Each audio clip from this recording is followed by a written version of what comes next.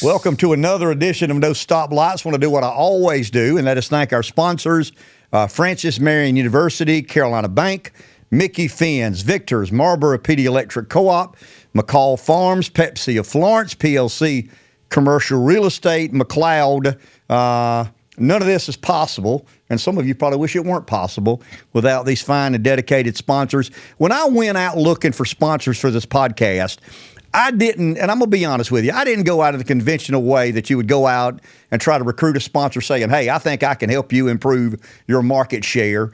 I went out and found entities, enterprises that I felt were genuinely committed to the communities of which they do business in. And I don't want to say it's altruism, but it is understanding that the community of which you operate in, the relationship you have with that community is very instrumental and important. You folks can call this clutter all you'd like. I don't call it clutter. I call it tipping my hat to the sponsors who have made all of this possible. And we've decided over the last 3 months to tell some stories about local business, local personalities. We'll get back to politics at some point in time, but this is not an extension of the radio show, but rather, I don't know, a place we can all come and learn more about our community and some of the personalities and businesses that I think have led this community to a more prosperous place. So once again, none is possible without our illustrious sponsors. When I think, I'm a big NASCAR fan. So I think of NASCAR, I think of the Petties and the Elliots and the Earnhardts. Some of the names just are connected forever, eternally with that sport.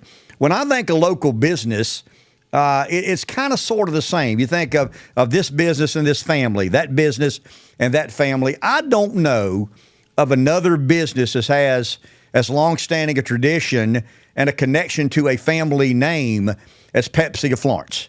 They have been very gracious to this feeble attempt at podcasting, and we've got somebody with us today that I think can enlighten and kind of inform us in more of the history of Pepsi of Florence than I ever could, and that is Mark Avent. Mark has agreed to sit down with us for however long it takes to tell the story from his words, not mine. Mark, thank you for joining us, and good day. Well, it's a pleasure to be here with you, Ken, and I do love talking about it, and there's so much history in the company and in the community, as you said, tied together. And you know, I've had a bunch of people tell me, "So you should have kept a diary, or ought to write a book or something like that." And I was like, "I'm still working too hard. I don't have time to stop and do that." Well, we're going to do some of that today. Okay, we're going to try to get you to relive some of the history. So your official title is? Well, I have dual titles. I'm president of Pepsi of Bennetsville, but I'm also chairman of the board and president of Carolina Canners Incorporated, which 15 years ago purchased Pepsi of Florence, which includes Georgetown and Kingstree and Dillon and Hartsville and all of that. So I've got a dual role. I got a lot going on. I can imagine, and I appreciate you taking some time to sit down with us. So you told me before we sat down that this is your family's 103rd year in the beverage business. That's correct. In the Bible, in Genesis, it says, in the beginning. So let's go back. I mean, you weren't there 103 years ago, but I would imagine you know as much of that history as anybody. So 103 years ago, how did the Avent family get into the beverage business? Well, my grandfather and my great uncle, his brother, were both actually working for the railroad, and they were actually two of my uncles and my aunt were born here in Florence. They were stationed here in Florence, but my family was from up around Sanford, North Carolina. That's where the home place was and all of that. Anyway, their cousins, the Gibbons family, owned the Coca-Cola business for quite a number of counties in North Carolina and some in South Carolina. And in the early 20s, they recruited my uncle Alma and my grandfather, JJ, to come and they would give them a sub-franchise to operate a territory for them in selling Coca-Cola. And so my grandfather came to Bennetsville, and Uncle Alma went to Wadesboro, North Carolina, and they they fill one bottle at a time, washed them by hand, the bottles and stuff, fill them one at a time.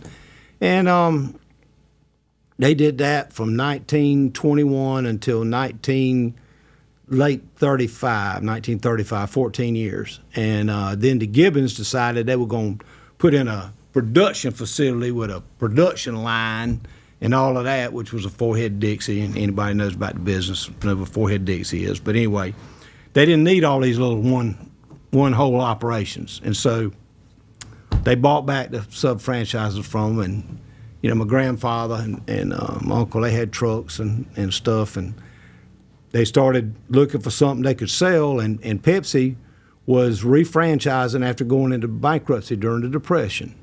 And the whole northeastern part of South Carolina was available. So my grandfather, my great uncle, and two other individuals formed a partnership, and they purchased a plant right out here on Irby Street, and got them a bottling line, a little four-head Dixie, and put it in there.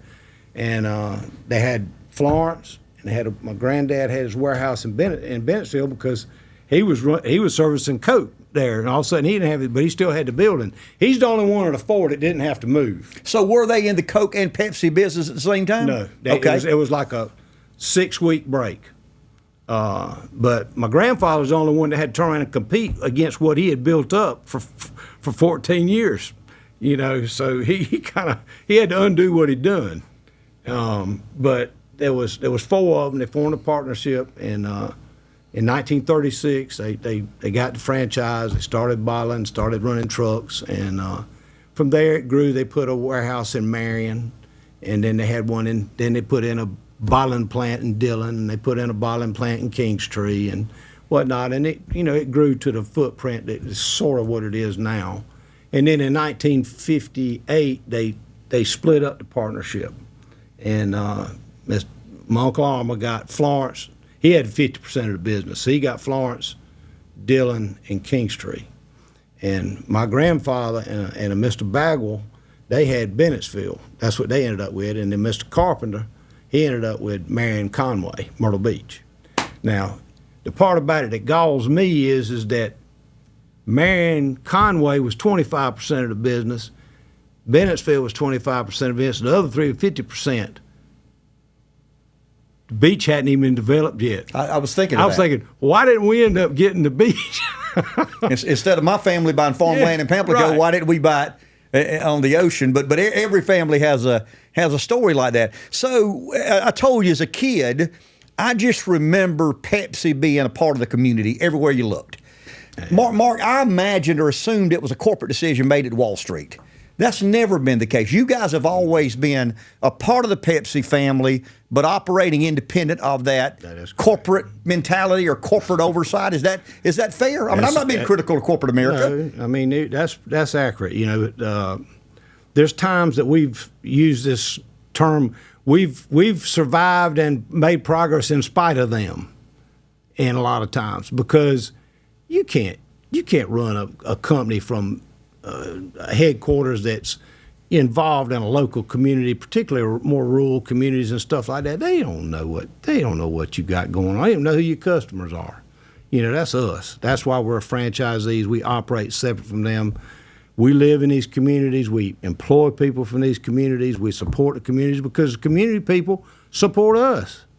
You know, it's a two-way street, and that's how I was raised. That's the philosophy of Pepsi. Absolutely. Let's go back, if you don't mind. So 103 years your family's been in the beverage business. How long before that? Pepsi was founded in New Bern, North Carolina, right? 1898, New Bern, North Carolina. Okay, so Pepsi would have been a known product, but then the Depression hits, and they had some serious issues, Pepsi did, during the Depression. They had a rough 12 years because Caleb Bradham, who invented the product, Brad's drink, right? Brad's drink. He before he named it Pepsi, he went into bankruptcy twice. Once at the end of World War I because he bought a bunch of sugar futures. The war ended and he had to declare bankruptcy. And then when the Depression happened, so he had it twice. Second time did him in. He had to sell the company. It was sold out of bankruptcy, and the Loft Candy Company bought the business, and that's how it basically is came to be what it is today, But going through 2 bankruptcies, it took a lot of the bottling network just, gave up and just went away. And so, they refranchised probably 99. There were 2 bottlers somehow that stayed in business. I don't know how they were getting syrup, but Durham, North Carolina, and Charlotte were the only 2 that I know that survived both of those. Because they were rationing sugar, weren't they? Well, everybody was rationing sugar, but everybody was playing a sugar game. They actually, in World War II, Pepsi of Florence and Bennetsville and Conway, Marion, we had Pepsi and we had 7-Up. Well, Pepsi was growing like heck, and 7-Up was just doing okay. And you had sugar rationing for each one of them. They took some of the sugar ration from 7-Up and used it on Pepsi. And 7-Up company came in and found out about it and didn't like it and said, y'all not going to be we're not doing business with y'all anymore. We'll go somewhere else. They didn't lose any sales. They just didn't like them not trying to push 7-Up more and use that sugar for that rather than using it for Pepsi. So anyway. So your family's in the soda business, the beverage business. Mm-hmm. You see that as a kid. I mean, it keeps food on your table. Your family's intimately involved in it. When did you decide this is what you wanted to do? From your early, were you working at the business as a kid? I mean, or did you want to go off and do something else? I mean, what was Mark thinking during that early period of time? Well, I think a lot of things were thought for me, first of all. As I've gotten older, I realize that's exactly the case. You didn't see it then, but you see it now. Yeah, but, when I was, my dad, when he got out of the service for the second time after the Korean War, in 1953, he came back and he bought out my grandfather and his partner. And so my dad, he went in debt, and, we were bottling in Bennetsville and stuff, and, he'd get up at 4 in the morning and go in and fire up the boiler and get stuff ready so they could bottle product that day. And he stayed till the trucks got in that night. And when I was a kid, I didn't see my dad during the week. I never saw him. He was gone when I got up, and I was in bed before he got home.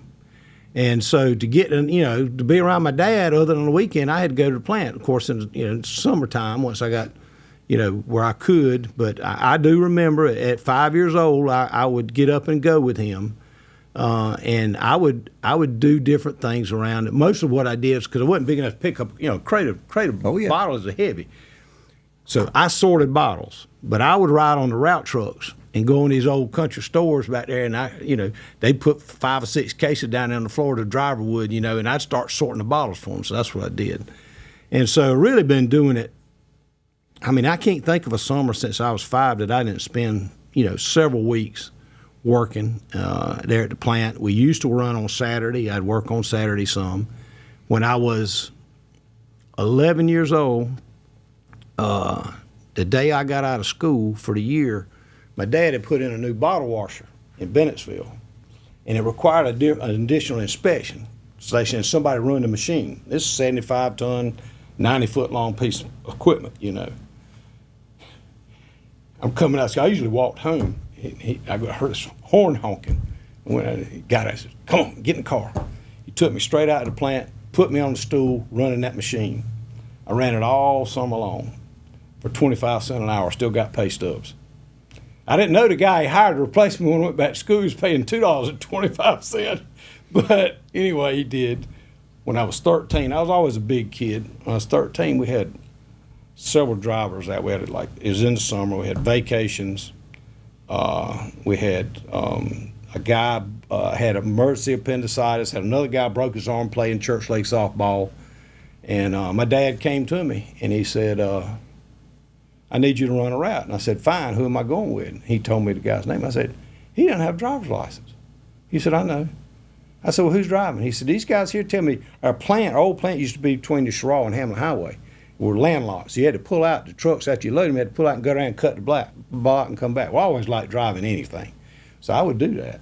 And these guys said, "The guys here tell me you can handle a truck." I said, "What?" He said, "Yeah." He said, "You driving?" "I don't have a driver's license." He said, "That's all right." He said, "I can get you out of jail. You driving." So at 13 years old, I ran around. 7 weeks, me and that other fellow, we ran a route with me driving route truck, Chesterfield and Marlboro County. Without driving. Mark, were you made to love the business, or did you sense it might be in your blood even at that age? that was hard work back then. I mean, it's still hard, but that was really hard work back then. But I liked it. I did like the hard work. I sure liked the money, because there weren't a lot of kids willing to work like that, and a lot of them didn't have a little bit of money. And you get to be with your daddy, right? And I get to be with my daddy, yeah. So, I played sports in high school and whatnot, and went off school. And anyway, when I was coming out of college, I was like, I really like, all I've done is drink business, Except one summer I worked for 6 weeks at Camp Coker, Mr. Tim Norwood. Okay. And I. But, anyway, I decided, I said, I want to do something for 4 or 5 years. I love sports. I'd taken some coaching ed courses at school and everything. Anyway, so I went through the recruitment process thing they do like in February at these colleges, and Spartanburg High School offered me a job because I was an industrial engineering major, and I loved doing drafting and graphics and graphic arts and stuff like that. And so they offered me a job teaching drafting and coaching.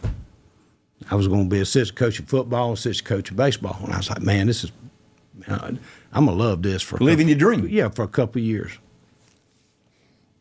So I told him I accepted the job. I came home for spring break.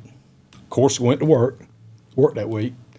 I told my parents, I said. So you took the job before you told mom and daddy? Yeah. So. Okay. And my dad had a pretty severe heart attack like 2 years before that. And he just wasn't, he was doing okay, but he wasn't doing wonderful. He was doing okay. Anyway, so I told my parents, I said, I got me a job. I'm going to do this. My dad looked at me and said, is that what you're going to do? I said, yeah, Dad. So, I've done drink business. I'd like to do it at some point. But I said, I never done anything else. I'd just like to have something to compare it to. Is that what you're going to do? I said, really, I'd like to do it. I would. So I asked the last time, is that what you're going to do? I said, yeah. He said, fine. I'm putting the business up for sale tomorrow. And that man did not bluff. I had to call Spartanburg High School and tell them, I said, I'm sorry, I'm going to have to renege on you. I said, my dad needs me, and I'm going to stay here. So when you say, was it my love for it or was the decision made for me? Probably 30-70. I loved it, but the decision was made for me. And so I started on May the 11th of 1980 full-time, and I'm still there. When did you take on, I grew up in a family business, and I don't remember the day, but there was a period of time there that was obvious my dad trusted my brother and I to make big decisions on the business's behalf. You went from sorting bottles to driving a truck when you didn't have a license. When do you remember taking a leadership role in the family business? Well, I did a little bit the summer my dad had his heart attack. I realized that kind of, it helped, it propelled me through school, let's put it that way, because I realized how much I didn't know, because he's laid up in the hospital, people were asking me, what do we do about this? And I was like, oh my goodness. So I kind of had to I got a little dose of it then, but when I'd been out of school about 6 weeks, and my dad walked in one day. I had a little tiny office, a little small desk. He threw this wad of keys on the desk. What's that? And he said, it's key to everything here, all the vending machines, everything. Why are you giving them to me? Because I met with everybody here this morning and said, Mark's in charge. He's got a year. See what he can do, sink or swim, and turn around and walked out the door. Scared me as bad about as I've ever had in my life. I was like, oh man, I was 22 years old, got 46 employees, everybody looking at me. The only thing I knew I couldn't do was let them see me sweat. But that's why I had people like Frank Avent that helped me. Ray Reese down in Conway helped me. There was a few others that, helped me, but I just didn't want to bug my dad because, it's not much because it's health problems. But he basically washed his hand of the day-to-day business and at that point and never picked it back up again. Okay, so you're in Bennetsville. Right. And that's where your family was. That's correct. We're in Florence now. Mm-hmm. That's where Fred and Mr. Frank were. Right. So is that the first dealings you had with Mr. Frank and the Avents? I'll call the Florence clan of Avents and the Bennetsville clan, or had you gotten to know them much closer over the year? But prior to that, I knew them somewhat. It was age difference. George was like I don't know, 20 years older than me, and Frank and Fred were like 16 or 17 years older than me.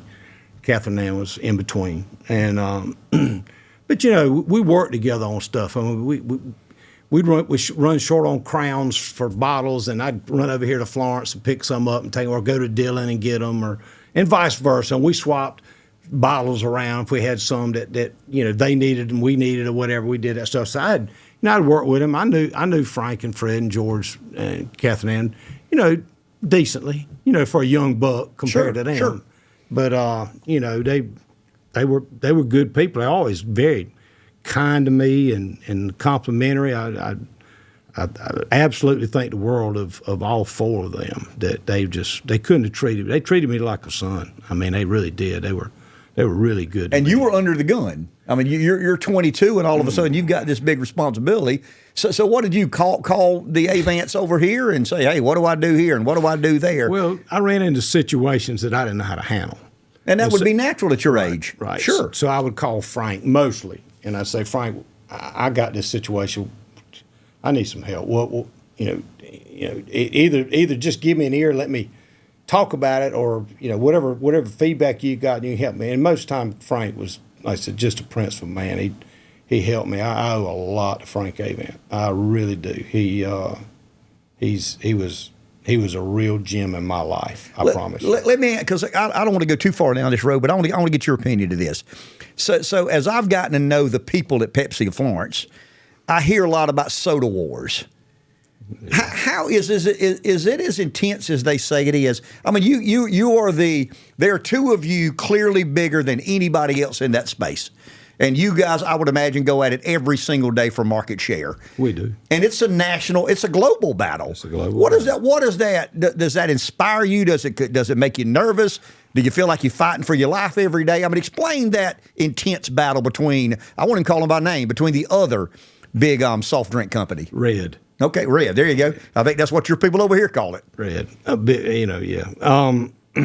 Well, like I said, I like sports anyway, so if you got a competitive spirit about you, soft drink business is a great one to get in. In fact, I was with Dabo Swinney and some of his seniors talking to him one day, and I told him, I said, you guys, if you're not going to be playing ball or coaching, I said, you might want to think about the beverage business. And Dabo said, why?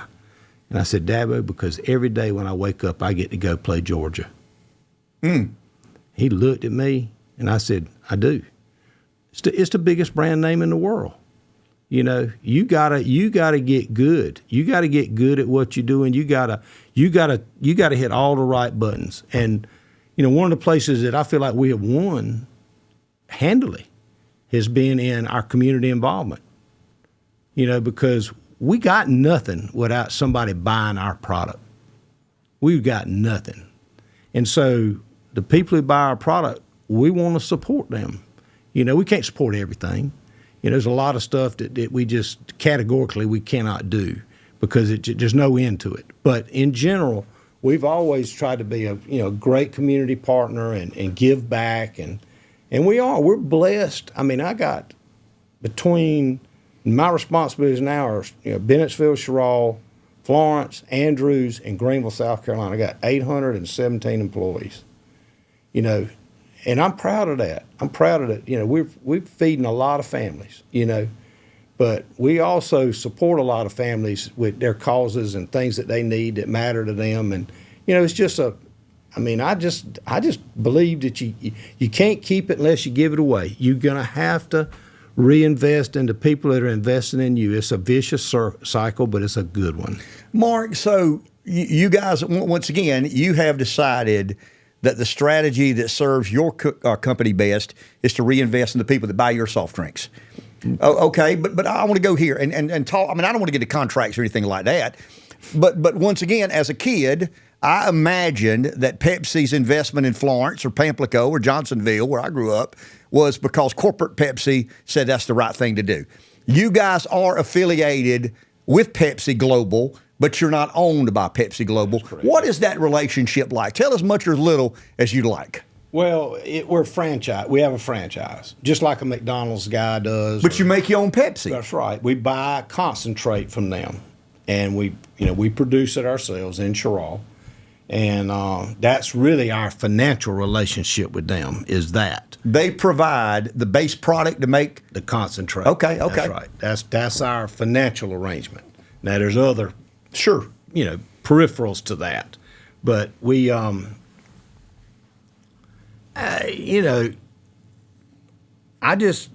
they have a saying that says think globally, act locally. And so you try to take the pieces from the global view and figure out how to apply them on a local basis. And that's been a challenge for us. I'm starting my 45th year doing this, and sometimes we don't do the stuff they want us to do. 'Cause we just don't agree with it. We don't think it's the correct thing. And you're not bound to do it. Nope, not bound to do it. You maintain your independence. That's correct, and whatnot. So it's a well, let's put it this way. They like to refer to us as partners. And my response to them as far as being partners is, if two partners agree on everything, one of them's unnecessary. So I don't intend on us being unnecessary. I'll let them decide what they want to be up there. That's their call. But I don't intend on being unnecessary. So, yeah, we butt heads with them, fairly often, to be honest with you.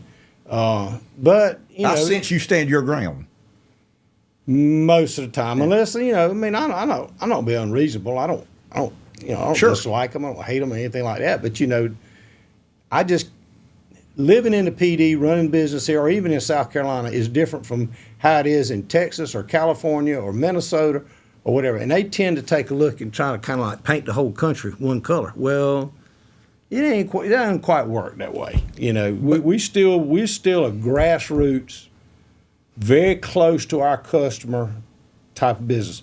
And there's a lot of places in the red and the blue system that really have kind of gotten too big for the britches, and they're not that way, But we are, and I think part of it has to do with that 100-year history. No doubt about it. You guys have earned that, as far as I'm concerned. You sound like a good old boy. I never met Mark until today. Knew his people, knew his family, had heard the name Mark Avent. I'm a good old boy. I wear it with a badge of honor. You're kind of a good old boy. I've gathered that. So for a long time, you're selling Pepsi and Mountain Dew. And one day, there's a product called Diet Pepsi introduced. For some reason, you had to scratch your head when Diet Pepsi became. Talk about the transitioning when people began to care about how many calories are in a drink and how healthy or unhealthy it is. Do you remember that period of time and what your reactions were? Well, I was a young buck because actually the first diet drink that Pepsi had was called Patio Diet Cola. Patio Diet Cola. You remember Patio Orange? But you remember Patio Orange and Grape? I do. Okay. Well, the first Patio drink was Patio Diet Cola, or it was about the same time as Orange and Grape. And that was actually the first one. It wasn't a very great taste. It didn't taste very good, just like a Tab didn't taste. I remember Tab now. Horrible. Anyway, yeah. But then they came out with Diet Pepsi, and that was, I think Diet Pepsi was about 1966 or 67, somewhere along in there, maybe 68.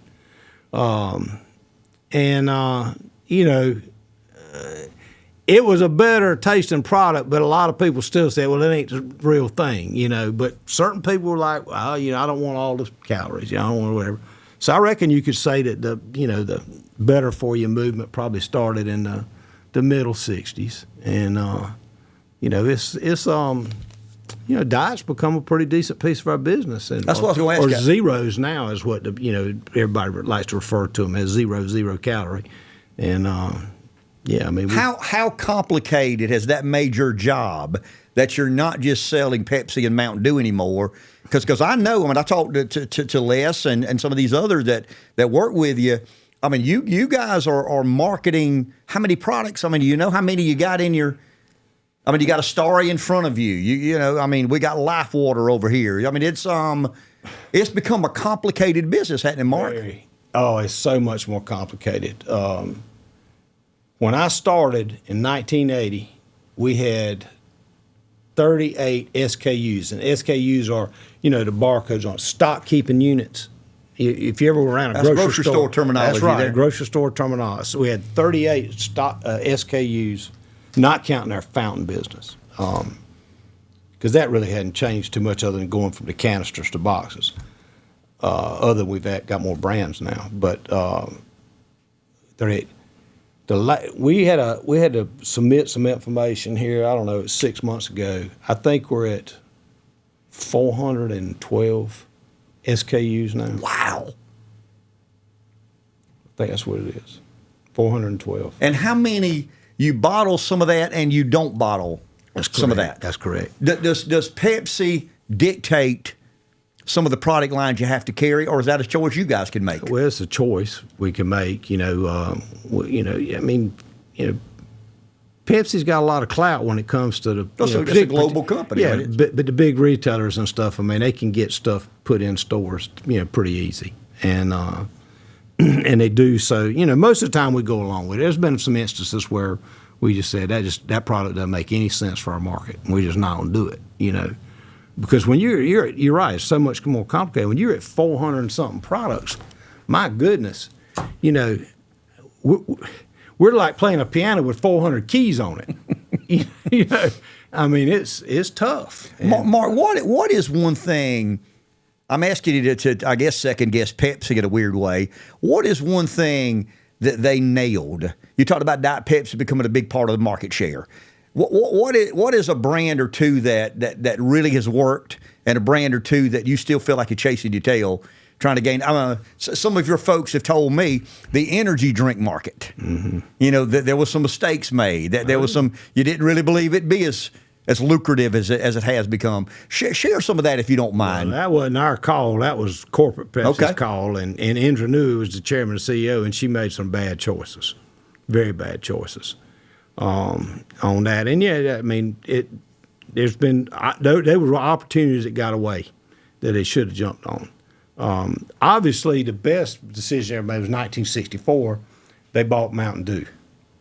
I didn't know that. Yeah, that was the best decision. So how did that transpire? Actually, some local bottlers in the Carolinas knew Don Kendall, who was chairman and CEO of PepsiCo, and said, "Don, you need to look at this product." And Where was the product? Well, actually, the Brown family in Marion, Virginia, were the ones that owned it at that time. Owned Mountain Dew. Right. And there was had Mr. Osteen here in Florence, had Mountain Dew and Dr. Pepper. We bought it in 1978 from them. But corporately, Don Kendall investigated, came down, looked at it and whatnot, and he said, there might be something to this. And so he bought the Mountain Dew brand from the Brown family of Marion, Virginia, in 1964, and it took off then. Especially, there was no offense to them, but there was a lot of independent Mountain Dew bottlers or Dr. Pepper bottlers. Well, when you put Pepsi, by that time they'd merged with Frito-Lay. You got a lot of clout there. I mean, when you get in that scale of that Pepsi system, it makes a big difference for you. And so, I mean, the Mountain Dew business, what we bought it, how many cases we bought for just the franchise in Marlboro and Chesterfield County, we quadrupled it in a year and a half. Wow. I mean, that's the difference in the systems as far as distribution and getting accounts to go along with it and things of that sort. So, but that was the best move I would say that I could say in the last 60 years. Was them buying that. That was a huge deal. The one thing that Pepsi, they've messed up a lot of things, the energy business and all that kind of stuff. One thing that Pepsi has done that I commend them for is I don't know who they're using, what labs or whatever to develop the taste profile on their products, but they're the best in the business at it. They really are. Do you know anything about the taste testing science? I mean, how do they decide the Starry needs to taste like this and the Mountain Dew needs to taste like that? Are you privileged to any of that information? I know they do a lot of focus group stuff. And of course, when they develop these products now, they're usually using less sugar in them. And so they'll get like sweetener enhancements and things of that sort that are natural, that have been developed over years. and whatnot, and just the taste. I got to give it to them. I mean, I could criticize them for a lot of things, but one thing that company has gotten right is the taste profiles on their product. They are superior product from a taste standpoint. You talked about sports a second ago. My mind's going a million miles an hour because it was the Mountain Dew 500, the Mountain Dew Southern 500. I'm thinking about Clemson in South Carolina. You know, is it the Red? Is it Pepsi? Is that important to be out there in the racing, in NASCAR world, and college football world, and you know, Atlanta Braves world? I'm thinking about sports entertainment. It's a place that a lot of brands like Pepsi market. Well, I think it is, but you gotta. It's how you go about it and what you're willing to stick with. And I'm gonna give you a perfect example because we sell this product too, and it's Dr. Pepper. 20 years ago, Dr. Pepper was half the size of nationally, half the size of Pepsi. This year, it's bigger than Pepsi as of this year. They've been on a roll, and their college football platform is getting it done for them. The Dr. Pepper SEC championship. Well, I mean, just period. It's just, you know, they own college football. And that is smart. They started using those commercials and buying time on the NFL stuff. So now they're blurring the lines, and they're starting to own all of football. And, you know, they're smart. What they do, Dr. Pepper's the best marketers between Coke, Pepsi, and they're the best marketers. I give them that credit. I don't like everything they do either. They're the best at marketing. Pepsi's the best at taste profile. I ain't gonna say nothing about the other one. But anyway. Let's stay in the athletic world. I grew up in Pamplico. Mm-hmm. Anybody we could get to give us $100, I mean, it really helped. It really and truly did.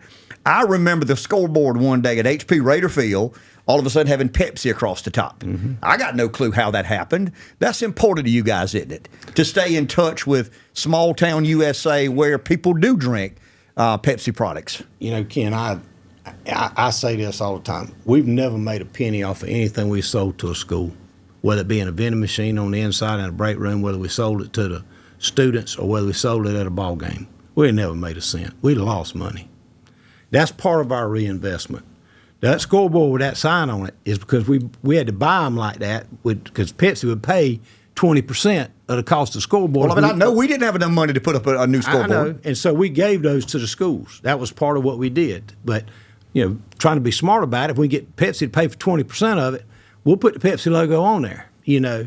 And so, yeah, I mean, that's kind of how it worked, but that's all part of the stuff we done. I mean, I could take anybody's question and inquiry, research what they want to do. Pepsi of Florence, Pepsi Bennetsville has never made a penny off of school business, ever.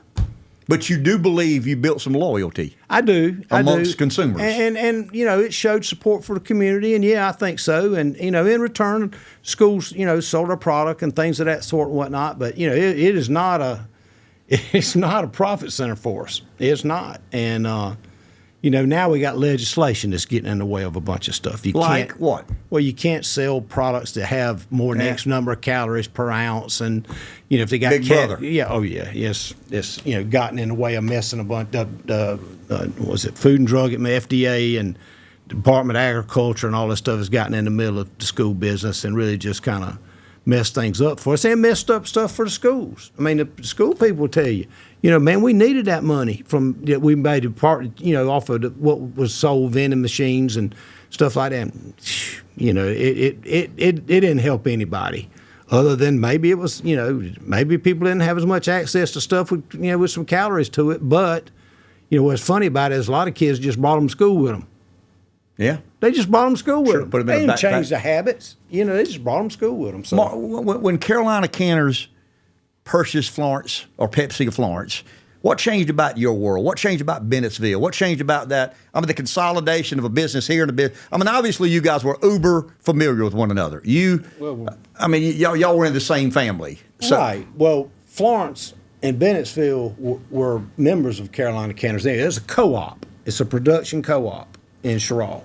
And it started in 1968 because cans were just coming on.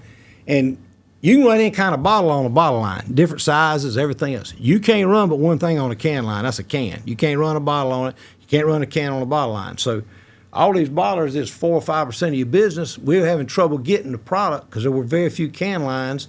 So people started talking about putting can lines in their plants to run 5% of your business. That makes sense. So they decided if 35 bottlers in North and South Carolina came together and formed a co-op. And Sherall had the water system. They could support it, and it was centrally located in 2 states. And so that's how Sherall got Carolina Canners. So they had the water system, and they were centrally located. And they had a decent road system, too. And so it started in 1968. The Avents over here, at that time, Dillon had a share, Florence had a share, and Kingstree had a share. Bennetsville, we had 1 share for ourselves. But of that, it was 35 total shares, and it started up. It was a great thing because this expanded over the years to produce all kind of stuff. We make our own bottles. We make our own preforms now. We do all kind of. We break down our own sugar from sucrose to cane to liquefy it and all this stuff. We're doing a lot of. Carolina Canners is a hidden secret in the drink business. Explain that. It was the first soft drink production facility in the United States to self-manufacture its own bottles and its own preforms that you blow bottles from. It's an amazing process. It is absolutely an amazing process. When did you guys decide 1978 to go down that road? 1978, the first one to ever do it. Been doing it the longest of anybody. We've helped other people get to be able to do it, show them how to do it, and whatnot. So it's amazing. I tell you what. You're proud of it. I'm really proud. And you should be. You know, just for as you say, a bunch of good old boys. I got some pretty smart, good old boys over there working at that place. I sense that, and you're proud of them. Oh, man, yeah. I put them up against that. During the pandemic, that plant right there performed better than any plant in the United States. Any of them. Hands down. So what's next? Well, I mean, we're doing all kind of stuff. But you got family in the business? Well, I got 2 boys that are in the business with me. I haven't chosen to do to them what my dad did to me. Give a big roll of keys yet? Yeah. And say, figure it out. Yeah. How old are the boys? 35 and 32. Okay. But there was a reason I didn't do that because both of them are married and got kids now.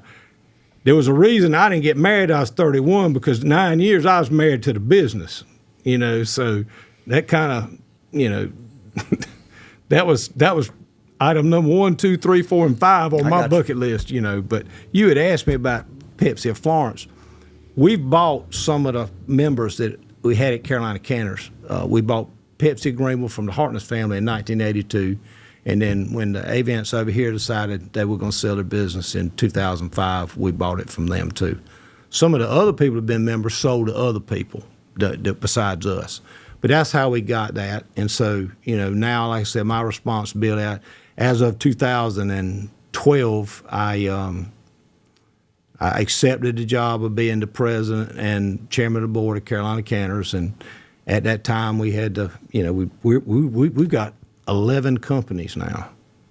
We got, of course, Pee Dee Food Service out here. We got tell people what you do with Pee Dee Food. I know, but some others don't. These factories and big offices and stuff like that. When you have vending or you have what they call a micro market needs and stuff like that, the Pee Dee Food Service takes care of that, it's a pretty nice piece of business for us. I mean, it ain't. Oh no, it's a substantial business. Yeah, it is. And then we have off of that we have PD Catering that does catering as well. Then we have Carolina Packaging, which is who does our preforms and blows our bottles for us. We have Blackbeard Beverages, which is we own some beverages ourselves that we bought. True 8 was one of the beverages that we bought. We had a Liger and stuff like that, and we still use the name and the flavor, and we actually are co-packing for Food Line on some stuff and things of that sort. So we got that. We've got Pepsi of Florence, Pepsi of Greenville. We got Carolina Canners, the production facility. Can't speak about them, but we hope to add 2 more entities in the next 5 months. So we're continuing to grow and expand because there's opportunities out there that we feel like are in our core competency that we want to take advantage of it. I'm just too competitive, and I can't stand this. I can't sit there and twiddle my thumb. I want to have a project going on. I want to grow. I just love doing that stuff, and I particularly love and this will resonate with the people of Pee Dee. I love doing what people tell us we shouldn't be able to do. I love it. You give me that, man, I'm off to the races, man. I love proving people wrong. Mark, how many times do people ask you it's such an interesting story. And I badgered our buddy Les Ward because I'd heard some of the story and some of the history, but I wanted others to hear. And I mean, how much does that mean to you that you guys have been such I'll use a political word, a consequential company in the Pee Dee for as long as you have? Well, obviously, I'm proud of that, and it does matter to me. Some people might say, you retire, blah blah blah, kind of stuff. My wife's niece she played softball in college. She was a softball coach.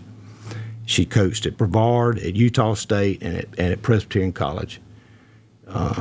She decided that she was going to try something different. She called me up and she said, "Do you know of anything?" I said, "Well, I think they're looking for somebody in the food service development part at Pepsi of Greenville," because she lived in Simpsonville. She drove down to Clinton, but she was at PC. And I said, "But I'm going to tell you something before you do it." I said, you got to make sure this is what you want to do. And she said, "I said, but go put your name in." She went and put her name in. It went through about 3 interviews. They ended up hiring her. And I told her name Brittany. I said, "Brittany Stubbs." I said, "Brittany, I'm going to tell you this. This business, when it gets in your blood, you cannot get it out. I'm telling you. And I'm not the only one that's going to tell you that. You're going to find it out." I mean, it is a blood-borne business that once it gets in your blood, you can't get it out. It never will come out. I'm excited every day when I wake up. I'm 66 years old. I'm excited every day when I get up. I get to go do this again. How you like working with your boys? It's fun. It's been enjoyable. I've had to practice. I worked for my father for all of my adult life, so I know what I know what they feel like. I don't know what you feel like, but I kind of sort of know what they feel like. Yeah, I mean, their situation's a little different. Like I said, Marion got kids and stuff, but I'm probably not around any more than my dad was because I'm trying to handle all this other stuff too, and so there's some things they're gonna have to figure out themselves. They're gonna have to, they got to do kind of what I did. They got to maybe call somebody else if they need an answer on something. But I don't want to get in their way. I mean, I want to keep them from stepping in a real bad drop off. So I want to know a certain amount of stuff. But they can kind of. We've got other good people too around them. So I mean, it's just a different situation. I said I had a gun put in my head. I didn't want to do that to them. What do you want? Last question.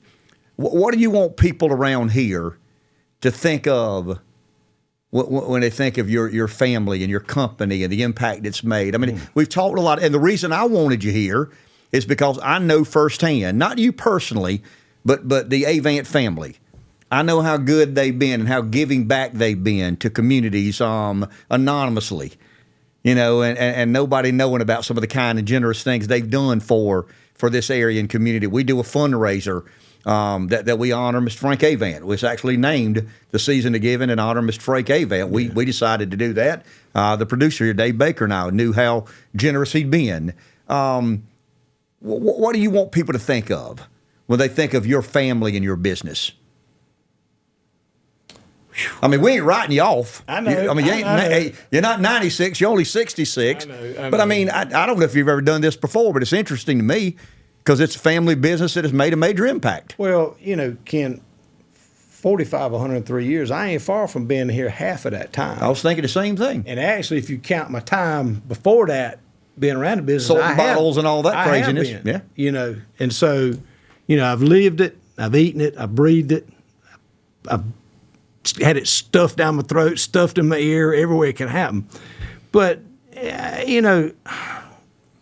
what you're asking me is what I want my legacy to be. Yeah, and it's not just yours; it's your family. Right, the family legacy. The best family legacy I can think of is the folks who have worked for us.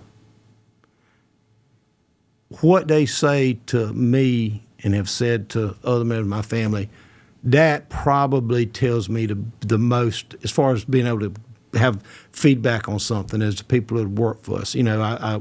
we got a new HR lady over in Sherrall. She was showing it to me the other day, and I was stunned. Because you're not just an employee working for us. You're a lot more than that to us. I mean, I can't go deliver all these drinks. I can't bottle all this stuff, but I've done everything that they're doing.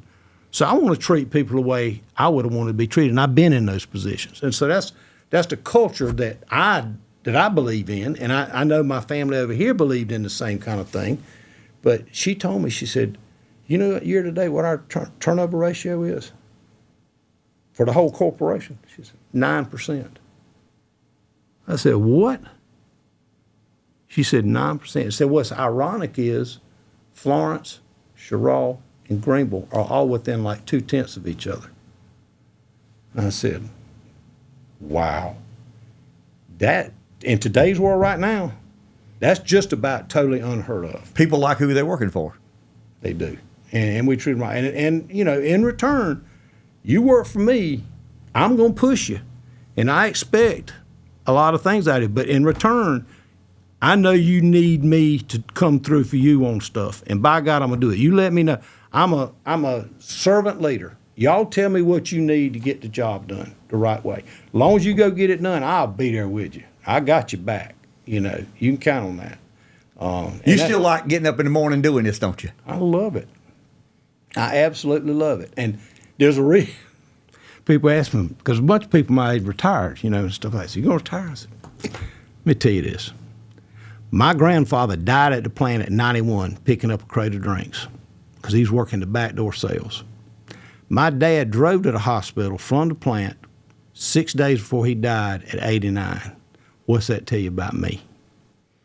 You got a lot left in you. Well, that I hope that's correct.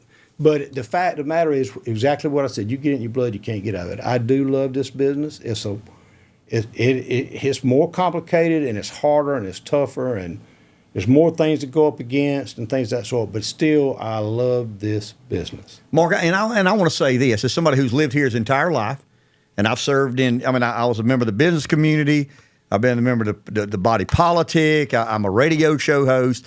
I don't know, and I'm not just saying it to blow smoke. I don't know of a business that has made as consistent a commitment to the community it does business in, and I mean that sincerely. And the first time I met you was downstairs today, but it's obvious that's important to you. It's in your bones. It's in your DNA. It's in your genes, and I think we are all, as people of the Pee Dee, better off because you guys decided 103 years ago to get the beverage business, and you decided to kind of partially tell your story on this crazy podcast. But I appreciate it. I mean, I think people need to hear that. Well, your story is your story, and I wish, fate is a funny thing. A lot of people, I tell people, say, you think you get to make all of these big choices in your life. Sometimes you don't. Sometimes they get made for you. And, there's some other things I would have liked to have done in my day, but it wasn't that. But, all in all, I look back at it, I've been so blessed. I've been so lucky. How many times you think about that coaching job you didn't take? When I was younger, I thought about it. You don't think about it? Don't dwell on it? No, I don't. I got too many irons in the fire right now. If I didn't have all those irons in the fire, I'd probably be thinking about that. But I've been really lucky to be in this business. I've been really, really lucky. We've been lucky that you're in this business. Well, I appreciate that. I mean, like I said, it's that everybody helping everybody. I mean, I don't have enough gratitude in me. I don't have the words to tell our consumers out there and our customers how much how grateful I am to them and how much they mean to us for buying our products. And it makes a difference. I mean, it ain't just me. I mean, there's a lot of people that this industry supports in the PD, and I'm very grateful for that. But we ain't gonna sit on our laurels. Taking it all to the bank, being selfish about it. I wasn't raised that way, and obviously Frank Avent wasn't either, and Fred and George. I mean, they were all great people. As far as helping people. I mean, George was just as loved in King Street as Frank was here in Florence.